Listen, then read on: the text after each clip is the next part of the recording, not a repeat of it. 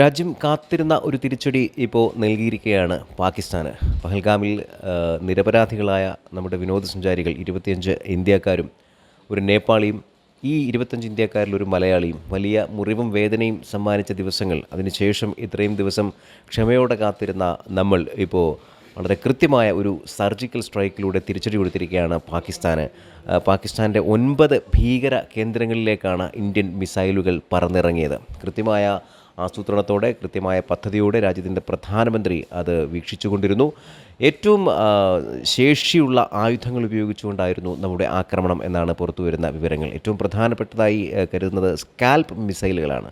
ഈ സ്കാൽപ്പ് മിസൈലുകൾ അതിൻ്റെ ഒരു പ്രത്യേകത കൂടി അറിയണം. അതെങ്ങനെയാണ് പ്രവർത്തിക്കുന്നത്, അതിൻ്റെ ശേഷി എന്താണ്, എന്തുകൊണ്ട് ഈ പറഞ്ഞ സ്ഥലങ്ങളിൽ ഭീകര കേന്ദ്രങ്ങളിൽ അത് കൃത്യമായി ഉപയോഗിച്ചു എന്നുള്ളത് നമ്മൾ മനസ്സിലാക്കുന്നത് ഇപ്പോൾ ലഭിക്കുന്ന വിവരങ്ങളനുസരിച്ച് പാകിസ്ഥാൻ്റെ ഭീകര കേന്ദ്രങ്ങളാണ് നമ്മൾ ആക്രമിച്ചത്. ജെയ്ഷെ ഇ മുഹമ്മദിൻ്റെയും അതുപോലെ ലഷ്കർ ഇ തോയ്ബയുടെയും കേന്ദ്രങ്ങൾ നമ്മൾ ആക്രമിച്ചു. ഭീകരർക്കെതിരെ നമ്മൾ ശക്തമായ നടപടിയെടുത്തു. അവരുടെ കേന്ദ്രങ്ങളിലേക്ക് ചെന്ന് പതിക്കുന്ന സ്കാൽപ്പ് മിസൈലുകൾ നമ്മൾ അയച്ചു എന്ന് പറയുമ്പോൾ എന്താണ് ഈ സ്കാൽപ്പ് മിസൈൽ എന്നുകൂടി നമ്മൾ അറിയണം.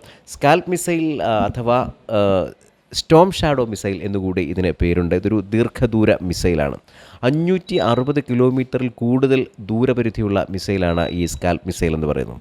ഇതിന് വായുവിൽ നിന്ന് വിക്ഷേപിക്കാൻ പറ്റും. അതുപോലെ അത്യാധുനിക യുദ്ധവിമാനങ്ങളിൽ നിന്നും ബോംബർ വിമാനങ്ങളിൽ നിന്നും ഇത് വിന്യസിക്കാൻ സാധിക്കും എന്നുള്ളതാണ് മറ്റു പ്രത്യേകതകൾ. ഇത് 1994 UK-യും ഫ്രാൻസും ചേർന്ന് സംയുക്തമായിട്ട് ഈ സ്കാൽപ്പ് മിസൈലുകൾ വികസിപ്പിച്ചെടുത്തത്.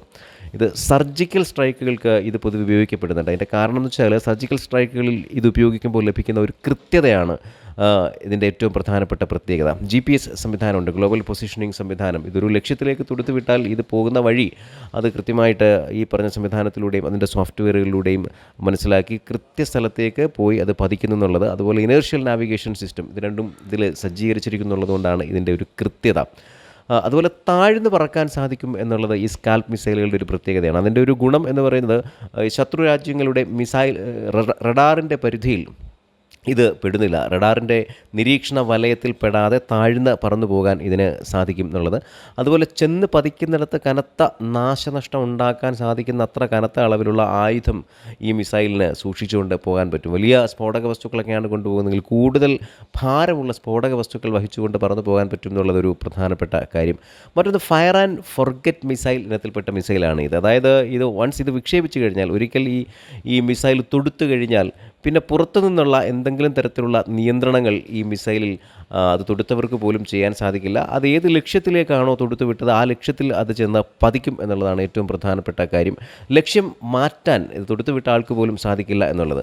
അതുകൊണ്ട് തന്നെ ഇത് അത്യന്തം ഭീകരമായ ഒരു സംഗതിയായിട്ട് തന്നെയാണ് കണക്കാക്കേണ്ടത്. കാര്യം ഏതെങ്കിലും ഒരു സാഹചര്യത്തിൽ ഈ മിസൈലിനെ ഒന്ന് വഴിതിരിച്ചു വിടുകയോ അല്ലെങ്കിൽ മറ്റെന്തെങ്കിലും തരത്തിലേക്ക് അതിനെ മാറ്റിവിടുകയോ ഒക്കെ ചെയ്യണം എന്നുണ്ടെങ്കിൽ പിന്നീട് അതിനെ പുറത്തുനിന്ന് നിയന്ത്രിക്കാൻ നമുക്ക് സാധിക്കണം. പക്ഷേ ഇത് തൊടുത്തു കഴിഞ്ഞാൽ പിന്നെ നമുക്കൊന്നും ചെയ്യാൻ പറ്റില്ല. അതുകൊണ്ടാണ് ഇതിനെ ഈ ഫയർ ആൻഡ് ഫോർഗെറ്റ് മിസൈൽ ആ ഗണത്തിൽ പെടുത്തുന്നത്. ഇതിപ്പം വിമാനത്തിൽ നിന്ന് ഇത് വിട്ട് കഴിഞ്ഞാൽ ഇത് ഭൂമിയിൽ നിന്നൊരു 100-130 അടി ഉയരത്തിലേക്ക് പോയി അങ്ങനെ പറന്ന് നിൽക്കും. അങ്ങനെ അത് വലിയൊരു ഉയരമല്ല. അതിൻ്റെ കാരണം എന്ന് പറയുന്നത് ഈ നേരത്തെ പറഞ്ഞതുപോലെ ശത്രുരാജ്യത്തിൻ്റെ റഡാർ അതിൻ്റെ നിരീക്ഷണ പരിധിക്കകത്ത് പെടാതിരിക്കാൻ വേണ്ടിയിട്ടാണ് ഈ പറഞ്ഞൊരു 100-130 മീറ്റർ ഉയരത്തിൽ ചെന്ന് അങ്ങനെ പൊങ്ങി നിൽക്കുക എന്ന് പറയുന്നത്. അതിനുശേഷം ചെയ്യുന്നതെന്ന് പറഞ്ഞാൽ ഇത് നേരെ പിന്നെ 6000 മീറ്റർ ഉയരത്തിലേക്ക് വരെ ഇതിന് പൊങ്ങിപ്പറക്കാൻ കഴിയും. അപ്പോഴും ഈ പറഞ്ഞ സുരക്ഷിതമായിട്ട് ഈ പറഞ്ഞ റഡാറിൻ്റെ നിരീക്ഷണ വലയത്തിന് മുകളിലേക്ക് പോയിട്ട് എവിടെയാണോ നമുക്ക് ഈ സംഗതി വിക്ഷേപിക്കേണ്ടത് അവിടേക്ക് കുത്തനെ താഴ്ന്ന് വീഴുകയാണ് ചെയ്യുക.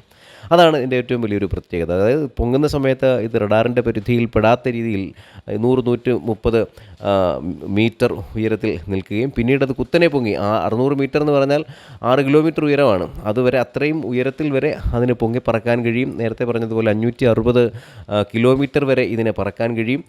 ഇത് പോയി ചെന്ന് കഴിഞ്ഞാൽ പിന്നെ ആ പൊക്കത്തിൽ നിന്ന് കുത്തനെ താഴേക്ക് പതിക്കുകയാണ് ചെയ്യുന്നത്. അപ്പോൾ ഒരു ലക്ഷ്യം വച്ചിട്ടുണ്ടെങ്കിൽ അത് കൃത്യമായിട്ട് ആ സ്ഥലത്ത് ചെന്ന് കനത്ത നാശമുണ്ടാക്കാൻ ഈ മിസൈലിന് സാധിക്കും എന്നുള്ളതാണ് ഏറ്റവും പ്രധാനപ്പെട്ട പ്രത്യേകത. അതായത് നമ്മളിപ്പോൾ നേരത്തെ ഇന്ത്യ നടത്തിയ ആക്രമണത്തിൽ പറയുന്ന മുസഫറാബാദ്, അതുപോലെ ബഹവൽപൂർ, അതുപോലെ കോട്ട്ല, മുരിട്സ്ക് തുടങ്ങിയ പ്രദേശങ്ങൾ, ഈ പ്രദേശങ്ങളിലൊക്കെ ഭീകര ക്യാമ്പുകൾ ലക്ഷ്യം വെച്ചിട്ടുണ്ടെങ്കിൽ, ഭീകരരെ ലക്ഷ്യം വെച്ച് പോയിട്ടുണ്ടെങ്കിൽ കൃത്യമായിട്ട് അത് അവിടെ തന്നെ ചെന്ന് പതിച്ചിട്ടുണ്ട്.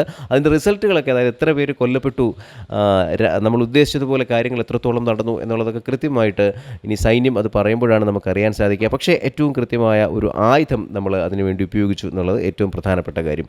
മറ്റൊന്ന്, ഈ റഫാൽ യുദ്ധവിമാനങ്ങൾ ഉപയോഗിച്ചു എന്നും കൂടെ നമ്മൾ കേൾക്കുന്നുണ്ട് ഈ സർജിക്കൽ സ്ട്രൈക്കിൽ.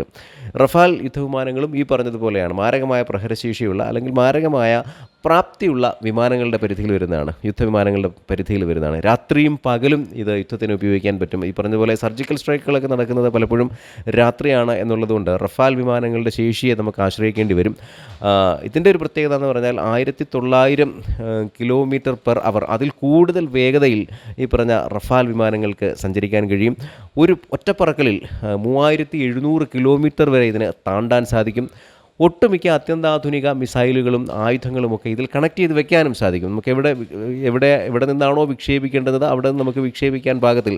ഇതിപ്പോൾ നേരത്തെ പറഞ്ഞതുപോലെ ഒറ്റപ്പറക്കലിൽ ഇങ്ങനെ 3700 km പോകുന്നു. നമ്മുടെ ലക്ഷ്യത്തിന് ഈ ഒരു 500 km ഇപ്പുറത്ത് വെച്ച് പിന്നെ മിസൈലിനെ മാത്രം പറത്തി വിടണമെങ്കിൽ നമുക്ക് അവിടെ നിന്ന് അത് വിക്ഷേപിച്ചാൽ മാത്രം മതി. അപ്പോൾ ഈ റഫാലിൽ ഈ പറഞ്ഞ സ്കാൽപ്പ് മിസൈൽ കണക്ട് ചെയ്ത് വെച്ചാൽ അതിന് ഇരട്ടി പ്രഹരശേഷിയും ഇരട്ടി കൃത്യതയുമാണ് ഉണ്ടാവുക. അപ്പം അത്തരം കൃത്യമായിട്ടാണ് നമ്മൾ ആ കാര്യങ്ങൾ ചെയ്തിരിക്കുന്നതാണ് ഇപ്പോൾ മനസ്സിലാക്കുന്നത്.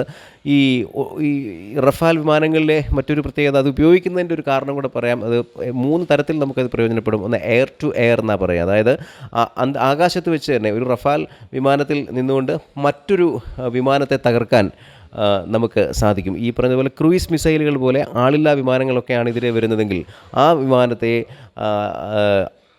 വായുവിൽ നിന്നുകൊണ്ട് തന്നെ തകർക്കാൻ ഉള്ള ശേഷി ഈ പറഞ്ഞ റഫാൽ യുദ്ധവിമാനങ്ങൾക്കുണ്ട്. അതുപോലെ എയർ ടു ഗ്രൗണ്ട്, വിമാനത്തിൽ നിന്ന് നമ്മുടെ ശത്രുരാജ്യത്തിൻ്റെ കരയിലേക്കോ കടലിലേക്കോ നമ്മൾ ഉദ്ദേശിക്കുന്ന ഒരു സ്ഥലത്തേക്ക് മിസൈൽ തൊടുക്കാൻ ഉള്ള ശേഷിയുണ്ട്. അതാണ് എയർ ടു ഗ്രൗണ്ട് എന്ന് പറയുന്നത്. പിന്നെ എയർ ടു സർഫസ്, അത് ഈ നമ്മുടെ ശത്രുരാജ്യത്തിൻ്റെ മിലിറ്ററി ബേസുകളോ അല്ലെങ്കിൽ കെട്ടിടങ്ങളോ തന്ത്രപ്രധാന മേഖലകളോ അതിൻ്റെ ഏറ്റവും പ്രധാനപ്പെട്ട ഇൻഫ്രാസ്ട്രക്ചറുകളോ ഇത്തരം കാര്യങ്ങളൊക്കെ ലക്ഷ്യം വയ്ക്കാനോ അതിനെ തകർക്കാനോ ഉപയോഗിക്കാനും ഇത് സാധിക്കും. ഈ പറഞ്ഞാൽ air to air, air to ground, air to surface ഇതിനെല്ലാം ഉപയോഗിക്കാവുന്ന ഏറ്റവും ശേഷിയുള്ള വിമാനങ്ങളിലൊന്നാണ് ഈ പറഞ്ഞ റഫാൽ യുദ്ധവിമാനങ്ങൾ. അതായത് പറഞ്ഞു വന്നത്, സ്കാൽപ്പ് മിസൈലുകളും റഫാൽ യുദ്ധവിമാനങ്ങളും അടക്കം ഇന്നലത്തെ സർജിക്കൽ സ്ട്രൈക്കിൽ പാകിസ്ഥാന് കൊടുത്ത കനത്ത തിരിച്ചടിക്ക് ഇന്ത്യ ഉപയോഗിച്ചിട്ടുണ്ട്. അതുകൊണ്ട് തന്നെ കൃത്യതയോടെ ഈ ഓപ്പറേഷൻ സിന്ദൂർ നടപ്പാക്കാൻ നമുക്ക് സാധിച്ചു എന്നുകൂടി നമ്മൾ കാണണം. ഏറ്റവും പുതിയ വാർത്തകളും വിശേഷങ്ങളും വിരൽത്തുമ്പിലറിയാൻ സീ മലയാളം ന്യൂസ് എല്ലാ ഡിജിറ്റൽ പ്ലാറ്റ്ഫോമുകളിലും ലഭ്യം.